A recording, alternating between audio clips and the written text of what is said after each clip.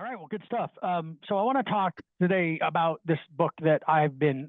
So I mentioned, I sent you guys a copy of the book, Rebooting Your Brain, and then this book was written. So David Naylor is the guy that wrote Rebooting Your Brain.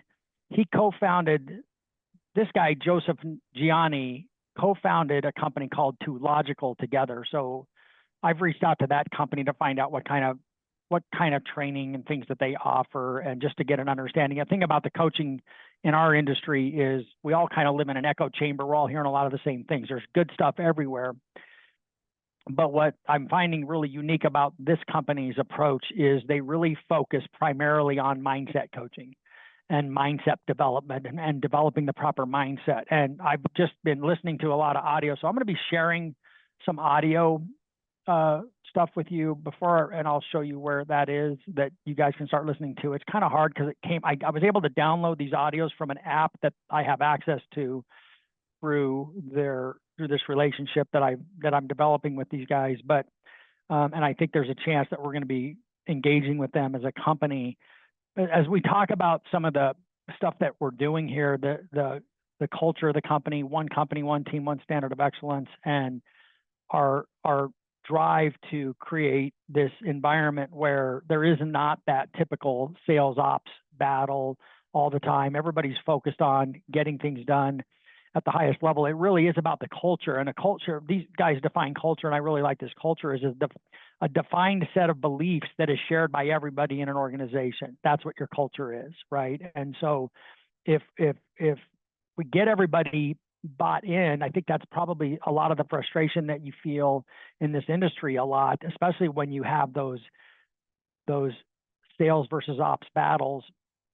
There's so many reasons why this happens, I think. As I think about it, I think about the last few years, the challenges that we've had in the operations department, where you get people in that department telling you all the things that you want to hear, but then not following through on it, right? That's what we experienced a lot, I think. And it was clear that once I needed to make a change, that is like, these people just don't have the same beliefs that we do about what it is we're trying to accomplish. And they see it as a battle, that this is how this is how salespeople are, this is what it is. And that's what my focus has got to be going forward, is that making sure that we're driving the beliefs, that we have a shared set of beliefs as a company of what it is we're trying to accomplish and where it is we're trying to go. But on the sales side, and this is where it gets really powerful, and the only Todd Duncan coaching, core coaching, the Go coaching, they're all really good, but they all touch on mindset barely. I don't think they give nearly enough time and effort into the development of the mindset that you need to be successful in life, not just in sales, but in life. And that's what I'm finding most intriguing about this. And the reason I liked that book, and you guys talked about it last week, Giuseppe mentioned that it's a lot like Psycho-Cybernetics, the book Rebooting Your Brain.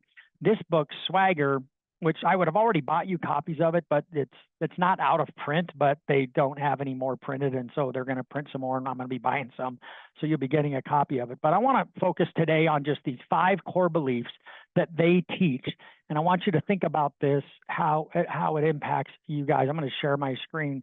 The first shared belief is, give me a second. The first shared belief is this core belief that you have the power to create anything. And if you cannot see yourself first as the best, you can't become the best.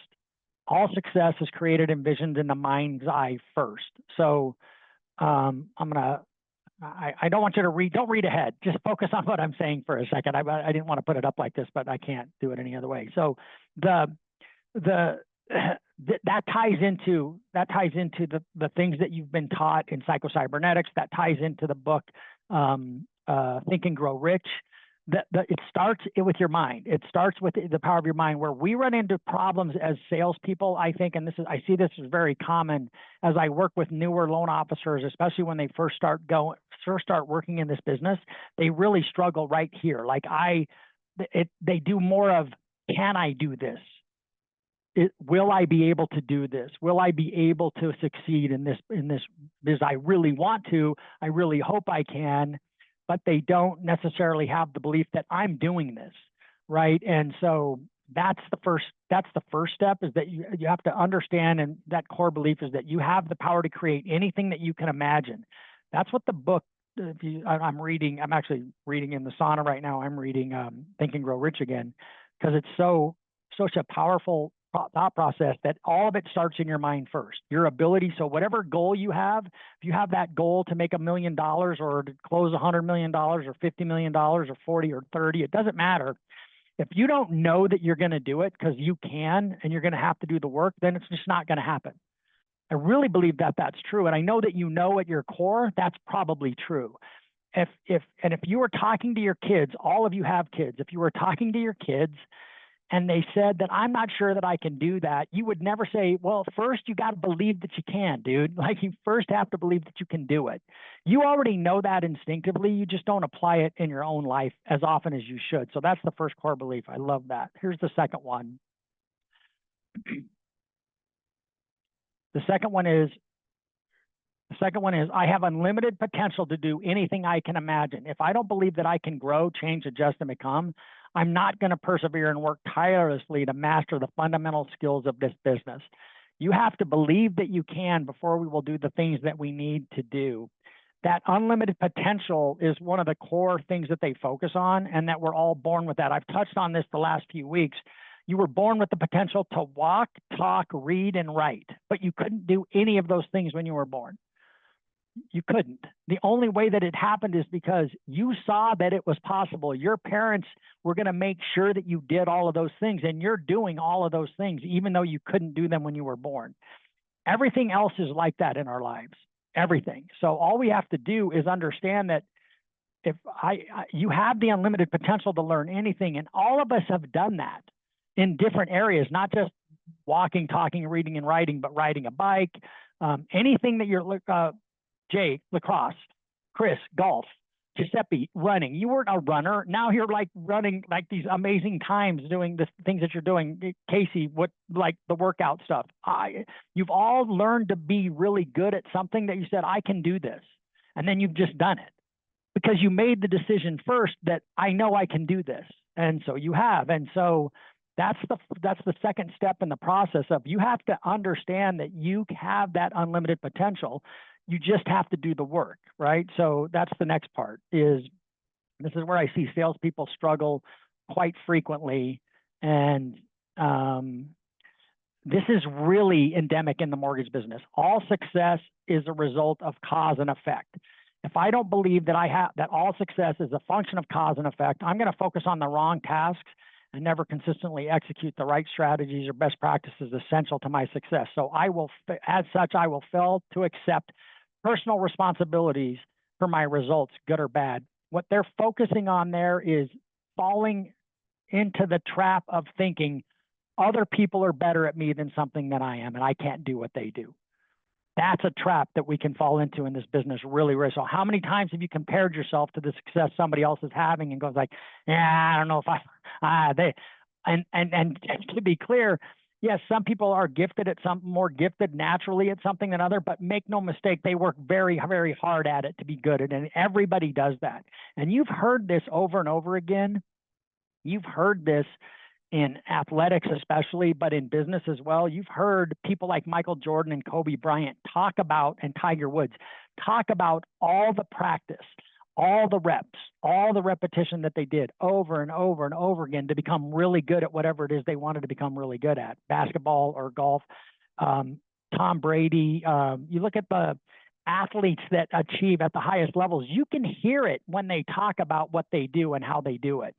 You can hear it in them, and there's clues out there that people just decided that they were going to become, and then they decided they were going to do whatever it was they do. When you understand that all success is cause and effect, now you realize, like, so it's just a question of practice. If I practice enough, if I keep doing it over and over again, I'll get good enough to do it. It's like, yes, that's the answer. It's just, you heard Kobe Bryant say that once in an interview. He's like, look, if you practice more than the other guy, you'll just get better than the other guy. It's math. And it's math. It's just math. You'll get better because you did it. So really an important part. I love that part because I see that's one of the things in our business, because there's so much comparison that goes on, that I really think negatively impacts people. Here's number 4. Self-esteem and self-efficacy. This falls right into the psycho-cybernetics thought process. I have to see all feedback in life as not good or bad, but simply information to tap my potential. Otherwise, I'll never persevere, remain positive, and committed to skill mastery and the achievement of my goals. So what happens when we fail at something? We tell ourselves we're not good enough. I can't do that, right? I give it a try. That didn't work. Yeah, I'm probably not. Other people are better at that. It goes back to what we were saying about number 3. And saying those things to yourself becomes those self-fulfilling prophecies, right? Like, I can't do 100 million. I can't do what Shant Benasian did. I can't do, like, oh, Tim Brahim, he's really good at this. I don't know if I could be like, I don't know, pick an originator that you've compared your production to. I do it. I'm guilty of it myself when I compare what we're doing right now to what other companies are doing. And it's just understanding that you have to just see the feedback. And that's where I've introduced this concept, and it's super powerful. And we're going to really make sure that people use this on a regular basis. When mistakes get made in this business every day. Every single one of you makes a mistake all the time. Our processors make mistakes. Our underwriters make mistakes. I make mistakes. Kara makes mistakes. Everybody makes mistakes. That we should have an unlimited capacity for. What we shouldn't have an unlimited capacity for is incompetence, where the same mistake gets made over and over again. So every time that mistake is made, it's an opportunity for improvement. If you let the mistake devalue you as a person, then you're just going to create more doubt and more lack of confidence. And so that what I've introduced, that I've heard from people over and over again, and I want you all to adopt this on a more consistent basis, is at the end of everything that happened, we typically only focus on the mistake. We should be focusing on, what did I do right? What did I do wrong? How am I going to fix it to make sure it happens so that I get success next time? What did I do right? What did I do wrong? What can I do better in the future? How will I improve next time? So we're really good at this, I think, and this is to our detriment. We're really good at pointing out the mistake that everybody made. I know I am. I do it all the time. I was doing it yesterday about a situation to Amy, and she got really kind of irritated with me. But I was like, why did this happen? And I'm ignoring all the good parts of what happened, and I'm just like focused on this one thing that didn't happen. It's like, okay, what did we do right? What did we do wrong? How are we going to improve it next time? That's the only way that you can improve without beating the shit out of yourself and thinking that you suck and that you're not good at that. And then that is just going to continue to erode your self-confidence. And then here's the last part. This is the part that I think most of us, I had not really given this much consideration until I started listening to it. Fear is my friend. If I fail to recognize that fear is not my enemy, but my friend, I will fail to dream, try new things, and execute on the ideas, plans, and strategies needed to succeed. This last year has been the toughest year in this business that I've had. And I've had fear during that time of going like, what if this isn't going to work? What if this doesn't work? Like, what am I going to do? Oh my God, how is this going to like, and what I need to start seeing that fear is like, this is a good thing, because everyone who has, like, everybody that you know that is wildly successful deals with that fear every day. So fear will prevent you from continuing to do the things that you need to do, because like, oh, I don't want the bad thing to happen. So I don't want to call that realtor because I'm afraid that he's just going to shut me down. Like, I don't want to get rejected. I'm not going to make the call. If that's the kind of things that you're like listening to, you think about Chris, congratulations, making the calls to the listing agents. You know it works. It's always worked. You've always gotten new business doing it. What is it that stopped you? Like, well, it's a combination of things, but maybe part of it was like, these realtors, I don't know if I'm going to get any business from them or not. I'm not going to call. And then you missed out on the opportunity. Could have been, you never know. Like I said earlier, you could meet your best friend. And so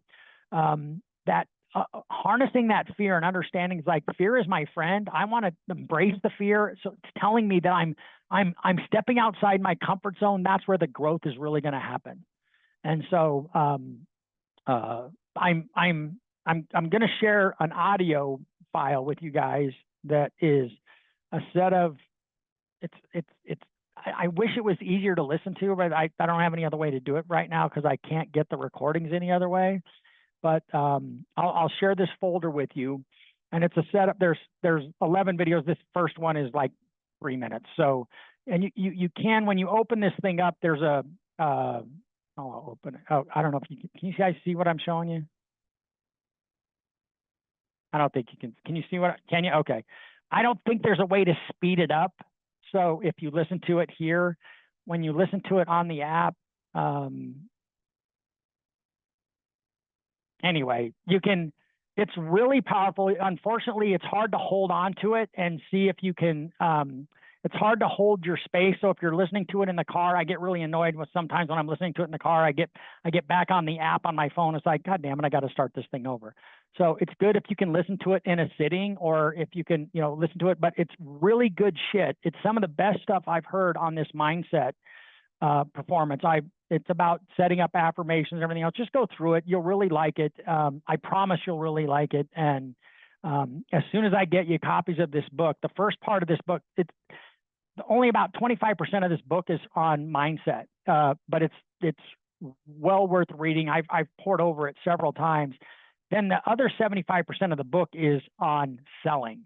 And when you hear the story, this guy's story about what he did and the guy that wrote the book, it's really a powerful story. And there's some of the best core selling lessons in here that I've ever read, that I really like it. Really powerful stuff. It's taking you through the entire sales sequence, how to build, going from building rapport, qualifying people, presenting solutions, closing, prospecting. It's really getting referrals, and then prospecting for business on a regular basis. So it's really powerful stuff. But I'm excited to share it with you, just because I've always think that that's been one of the things that has set us apart, is our focus on your development as a person. What they talk about in this book isn't just goal setting related to business. It's the story is really powerful, because what they come away with is, this is gonna, when you can harness those principles, it'll impact every area of your life and every relationship in your life, with your family, your spouse, your kids, your friends, your coworkers. It really is more about developing the relationships that you want to get. He focuses on, it's a lot of the Zig Ziglar concept of, you'll get everything in life that you want when you help enough other people get what they want. And I think that's, I believe that's true. So I hope so, because I'm working really hard to make this work. But that's it. So I'm looking forward to being able to share the book. I will share those lessons with you in an email, and when I give you access to the this builder series that you'll be able to listen to. There's no time limit on this. I'm hardly endorsing this, because I have found it to be incredibly powerful. I believe that I'm working out an arrangement with that company where you're going to be able to have the actual app that you can listen to those audios on. So you don't want to break your back trying to do this if it's too much of a pain in the ass. But I hope that you'll be able to do it, and then love to hear your thoughts on it. So once you start listening to it. So anybody have anything they want to add, or questions they'd like to throw at me? I'm excited to listen to them. Right on. Yeah. Right on. Well, I think Casey and I were talking about it. This is going to be one of the cores of our company's approach to recruiting, is talking to people about getting people to understand, like, what do you think the biggest challenges in your business? And when the people that tell you like all the things, they're like, how's your mindset? Like, how is your belief in yourself as somebody? Do you believe in your ability? Do you believe in your potential to do what it is you think you'd like to do in this business? Or do you struggle with that? Is that something that you question? Like, am I good enough to do this? Is this going to work? Like, how can I ever do all the business I want? Because typically we set those goals, and you know what? People really open up to that. They're like, yeah, that is actually a big deal. It's like, well, we focus on that here. And I'm excited to share that with folks, because I think it'll make a big difference. And because I really do think that's the deal. Like, at the end of the day, if you don't believe you're going to do this, you're not going to do it. So if you set goals at the beginning of the year and you're like, yeah, I'm probably not going to do that, then you just set the goal because somebody told you should set a goal, you're not going to hit that goal. So anyway, looking forward to hearing what you guys think, and I'll keep you posted. As soon as I've been able to get the book, I'll be getting you a copy, and then I'll keep you guys informed as to what else is going on with it. Let's have a great rest of your day, everybody. Thanks for jumping on.